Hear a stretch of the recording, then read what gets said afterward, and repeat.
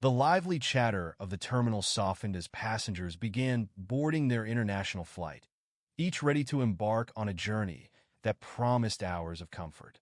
Inside the premium cabin, everything seemed perfectly in place. The wide, luxurious seats paired with neatly arranged blankets and pillows created an air of exclusivity.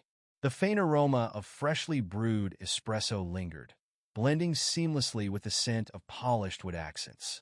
Captain Ethan Hayes entered the cabin, his footsteps deliberate yet unassuming. His crisp uniform bore a collection of badges and medals, a testament to years of dedication and service. With a duffel bag slung over one shoulder, Ethan exuded a quiet strength. His eyes scanned the cabin until he located Seat 2A, the place he'd been assigned for the long flight home. The thought of reuniting with his young daughter and wife after another deployment brought a flicker of warmth to his otherwise composed expression. As he moved toward his seat, a flight attendant named Rebecca stepped forward. Her perfectly styled hair and poised demeanor contrasted sharply with the disapproval flickering across her face as she looked at Ethan. Without a word, she extended her hand for his boarding pass. The quiet hum of the engines only accentuated the uncomfortable pause.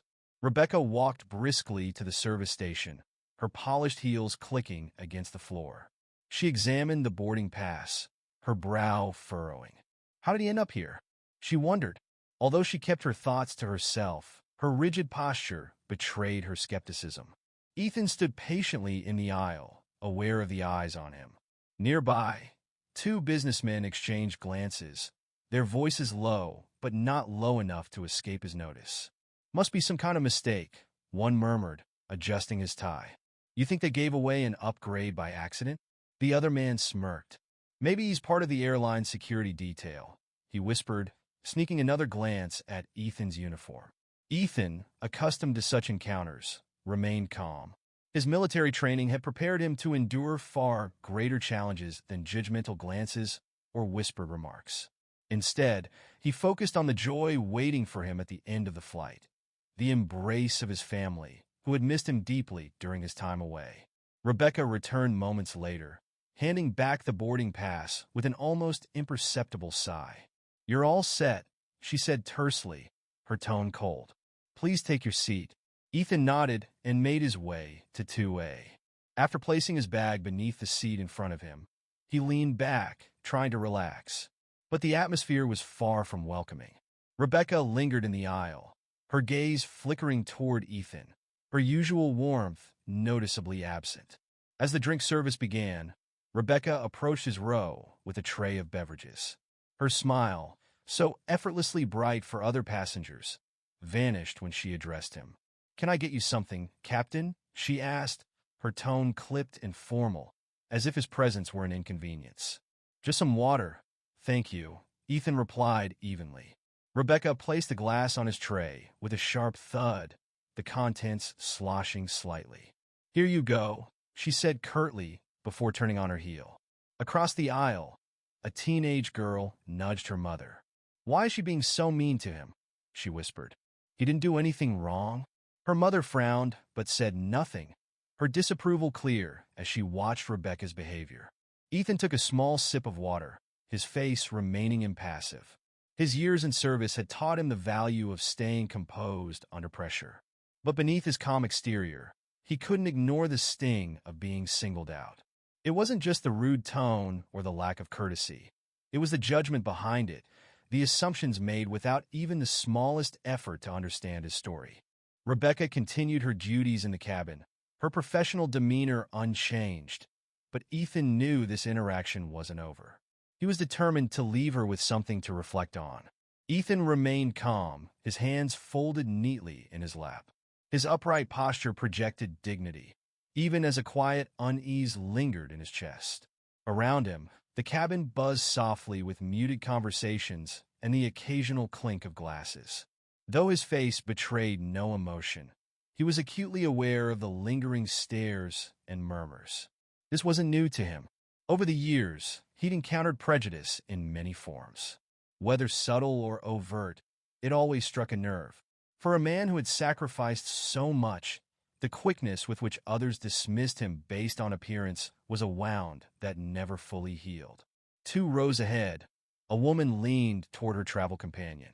"What's with her attitude?" she whispered indignantly. "He's done nothing but sit there." Her companion shrugged, casting a wary glance toward Ethan. "People judge too quickly," he muttered, shaking his head. Rebecca returned moments later, holding Ethan's boarding pass with an air of detachment. "Everything checks out," she said curtly, as if doing him a favor. Her tone was devoid of apology, an act of dismissal rather than resolution.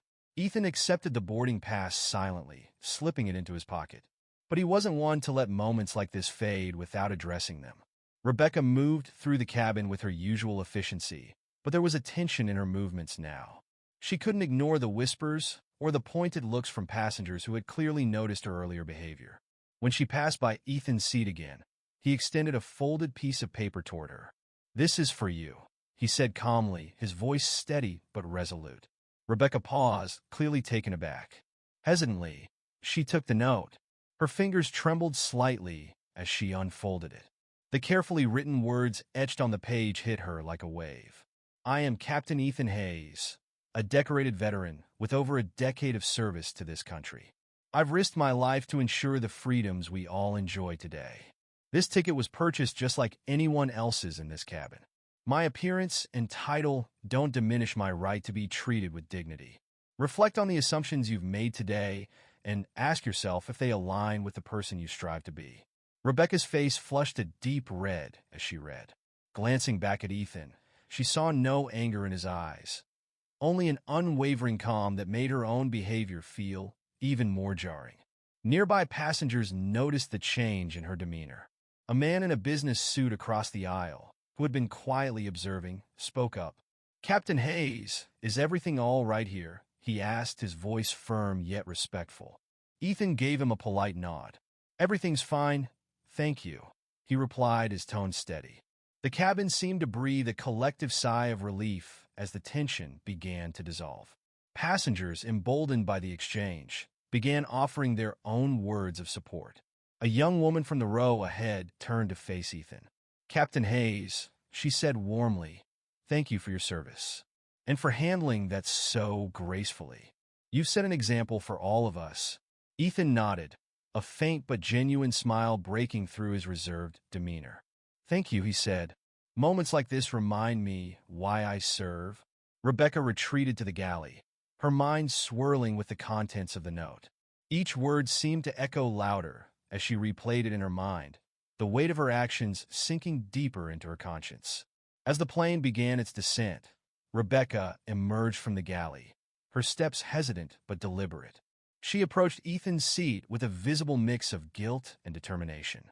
"Captain Hayes," she began, her voice unsteady. "I owe you an apology.